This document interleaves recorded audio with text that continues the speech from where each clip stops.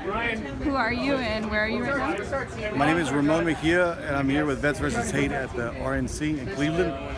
What made you want to come out today to protest? I wanted to come out here with my fellow veterans to essentially stand up against bigoted, hated speech that's been said by Trump and other GOP politicians. Mm-hmm.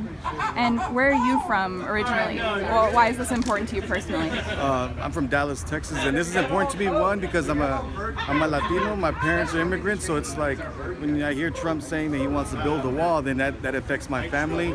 I'm a Muslim, and the fact that you have Trump having, bigoted hate speech towards Muslim community, and you have Newt Gingrich is saying that all Muslims should be, that believe in Sharia should be deported or whatever. That affects me at a personal level as well.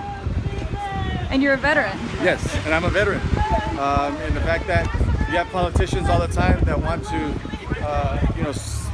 shout the slogan, support the troops, but when it really comes down to supporting the troops, they're not there for us. They're not there. They're just there to use us as props. They're there to encourage the United States and the people to send veterans to war. But yet, when we come back and are suffering from post-traumatic stress disorder, from other health and psychological issues, nobody's there to support us, and nobody's there to take care of us.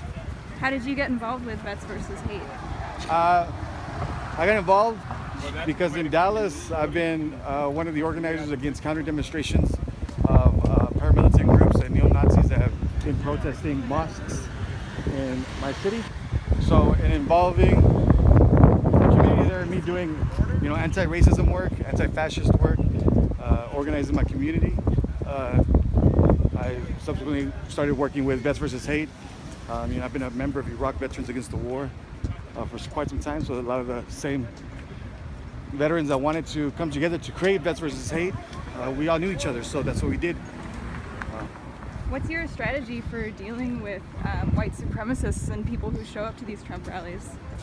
Is to counter their narrative.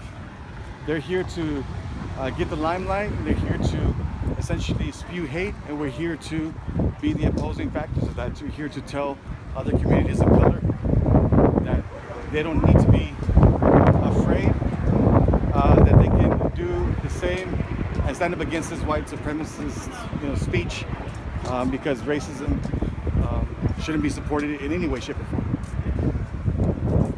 Are you nervous about today at all? No. Not nervous, because I've come through this, I've done these type of actions before. I've gotten a chance to face neo-Nazis and fascists and skinheads and racists, bigots, and this is just another day. I've had to deal with that my whole life, but more recently in Dallas, having to deal with the protests there of mosques. Is it possible to have a productive conversation with someone who's a self-described white supremacist or neo-Nazi?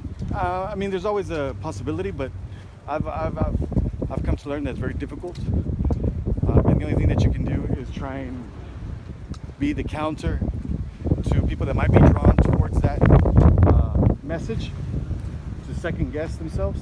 We're here also to show other veterans that not every veteran is a Republican. Not every veteran supports going to war and supports hate speech, because essentially there are veterans that support Trump, but we're here to be the counter to that.